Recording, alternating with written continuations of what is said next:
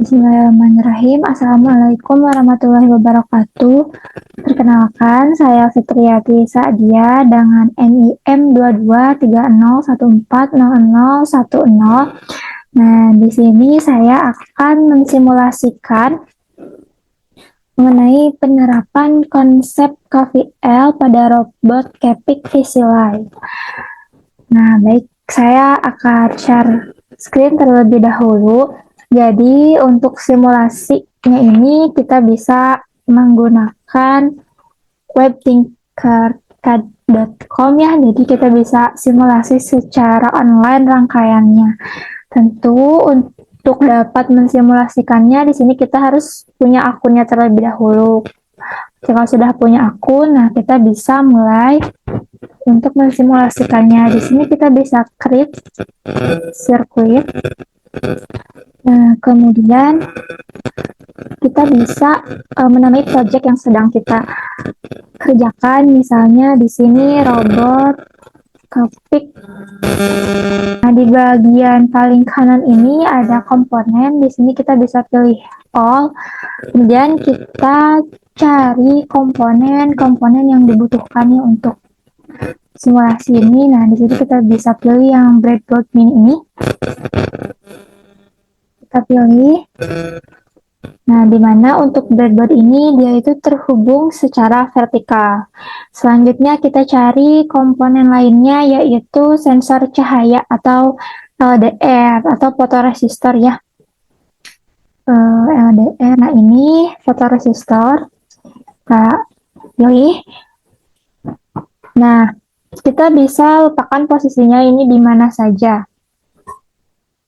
Tapi harus berada di garis vertikal yang berbeda begitu ya, agar dua kaki LDR ini tidak terkoneksi. Nah, karena tidak boleh terkoneksi. Jadi kita misalnya di sini ya, resistor ini. Nah, kita edit dulu resistansinya sesuai dengan yang sudah disampaikan oleh Bapak ya. Di sini ada 20 kilo ohm. Nah, kemudian kita susun posisinya ini bisa dirotasikan ya. Kita bisa hubungkan resistor ini dengan salah satu kaki dari LDR. Kita rotasikan dulu. Nah, jika ini terlalu dekat,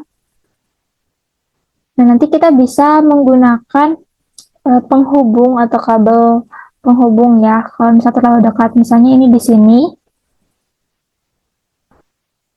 Oke, sudah. Nah, kaki dari LDR ini kita hubungkan dengan kaki dari resistor.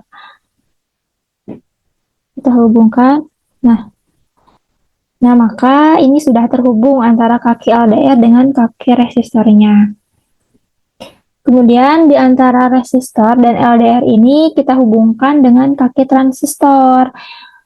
Nah, tipe transistor yang kita gunakan di sini adalah transistor yang NPN yang ini.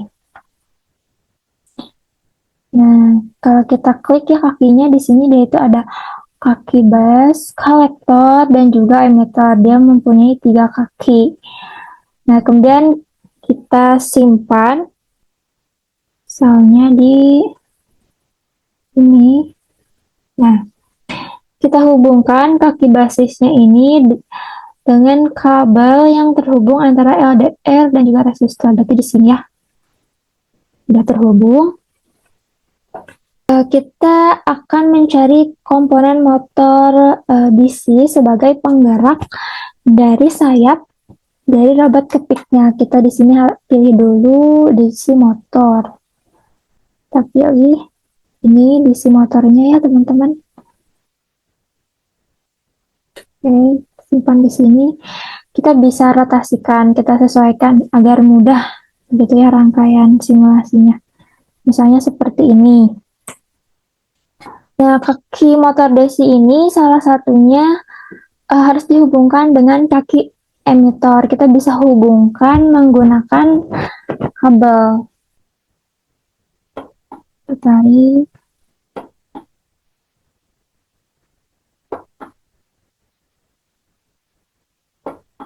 Oke, kita hubungkan. Ini sudah terhubung. Simetriskan. Lainnya ini kaki emitter dari transistornya sudah terhubung dengan salah satu kaki dari motor DC-nya. Sekarang kita akan menghubungkan dengan power, yaitu baterai. Kita cari dulu di sini komponen baterainya. Nah, ini yang 9 volt. Oke, kita rotasikan, kita sesuaikan agar letaknya itu bisa kita atur begitu ya. Nah, kita harus menghubungkan antara VCC dari baterai ke salah satu titik di project board. Misalnya di ujung sini ya, kita hubungkan. Oke, simetriskan. Nah, seperti ini. Kita warnai kabelnya dengan warna merah ya, karena dia VCC. Kemudian kaki dari kolektor dari transistor ini kita hubungkan juga dengan VCC. Nah, contohnya berarti misalnya di sini ya, kita hubungkan seperti ini. Nah, kita warnai merah karena kita tandai dia sebagai VCC, karena ini dari VCC. Kemudian dari kaki LDR kita juga hubungkan dengan kaki dari arus VCC dari baterai, dari positifnya. Berarti seperti ini ya. Oke. Nah, ini sudah terhubung. Kemudian kita hubungkan ground atau kutub negatif dari baterai ini dengan salah satu titik yang ada pada project board ini. Hanya dari sini. Di sini. Kita simetriskan. Kita beri tanda hitam yang menandai bahwa dia adalah ground misalnya. Nah, kemudian kita hubungkan salah satu kaki dari motor DC ini dengan ground dari baterai. Begini. Nah, kita simetriskan. Kita beri warna hitam untuk menandai bahwa dia ground. Nah, kemudian kita hubungkan juga salah satu kaki dari resistor ini ke kaki ground dari motor. Ini hubungkan. Kita simetriskan. Nah, seperti ini. Maka ini seluruh komponennya sudah terkoneksi. Di mana di sini VCC dari baterai sudah terkoneksi dengan kolektor dan salah satu kaki dari LDR sudah terkoneksi. Kemudian kaki negatif atau ground dari baterai juga sudah terhubung dengan salah satu kaki dari motor DC-nya. Nah, kemudian juga sudah terhubung dengan kaki dari resistor yang 20 kilo ohm. Kemudian di antara LDR dengan resistor ini juga sudah dihubungkan ya dengan kaki basis dari resistor. Lalu kaki emitor ini, kaki emitor dari transistor juga sudah dihubungkan dengan kaki dari motor DC-nya. Nah, kemudian kita bisa menguji rangkaian ini dengan kita klik simulation, start simulation. Nah, bisa dilihat ya di sini mesinnya itu sudah berjalan. Nah, kita bisa mengatur kondisi cahaya pada LDR ini, misalnya ya kita klik. Nah, pada saat gelap, di sini cahayanya gelap. Nah, di sini mesin atau motor DC-nya ini sudah bergerak dengan kecepatan 254 rpm. Nah, coba kita ubah kondisinya, kondisi cahaya dari LDR ini yang awalnya gelap menjadi terang. Nah, maka kecepatan putar dari motor DC ini akan meningkat lebih besar. Nah, ini adalah prinsip dari Rabat Kepik ya. Jadi ketika sensor atau LDR ini kita beri cahaya, maka motornya akan bergerak mengepakkan sayap. Namun ketika gelap, maka motor DC ini akan bergerak sangat pelan atau bahkan tidak bergerak sama sekali. Nah, begitulah untuk simulasinya. Untuk penjelasannya sendiri, jadi misalnya di sini pada saat tidak ada cahaya ya, pada saat kondisinya gelap, maka resistansi dari LDR ini akan sangat tinggi. Oleh karena itu, arus yang mengalir dari V sisi kutub positif baterai ini yang kita beri tanda warna merah, nah dia akan dari sisi yang menuju LDR itu akan kecil arusnya karena hambatan di LDR ini sangat besar.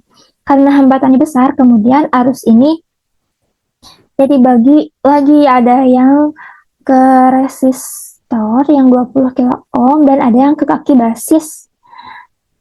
Nah, tentu arus ini akan lebih kecil lagi ya, sehingga arus pada basis ini akan sangat kecil atau hampir mendekati nol, maka transistor ini akan menjadi tidak aktif. Sehingga ketika transistornya ini tidak aktif, nah tidak ada arus listrik dari kaki kolektor ke kaki emitor. Nah, sehingga motornya ini mati atau kecepatannya itu sangat kecil. Kebalikannya, misalnya kita atur kondisi cahaya LDR ini menjadi terang. Nah, ini kan terang ya. Nah, maka LDR ini resistansinya atau memiliki hambatan yang sangat rendah. Hambatan ini akan rendah, maka arus akan lebih memilih melalui LDR. Ini akan lebih banyak karena hambatannya ini sangat kecil. Kemudian pada titik percabangan, nah arus akan memilih antara ke basis atau ke resistor 20 kilo ohm. Nah, arus yang pintar akan memilih atau melalui yang hambatannya kecil, maka arus akan lebih banyak atau lebih besar masuk ke kaki basis. Nah, karena di kaki basis ini dialiri arus listrik, maka transistor ini akan aktif, sehingga bisa melewatkan arus dari kaki kolektor ke kaki emitor. Nah, sehingga ada arus dari posisi ini ke ground yang melalui kolektor ke emitor melalui motor ini. Nah, sehingga motor ini bergerak dan robot kepik ini akan aktif pada saat ada cahaya. Nih, di sini bisa dilihat ya, dia kecepatan putarannya meningkat dibandingkan dengan yang cahayanya gerak. Sebenarnya konsep ini sama dengan konsep alarm pagi. Jadi, ketika sensornya diberikan cahaya terang atau pada kondisi yang terang, maka robot kepik ini akan bergerak atau mengepakkan sayapnya. Namun pada saat kondisi gelap, nah maka sayap dari robot kepik ini dia itu akan tidak bergerak gitu ya, mati. Nah, sekian yang dapat saya simulasikan. Kurang lebihnya mohon maaf. Wassalamualaikum warahmatullahi wabarakatuh.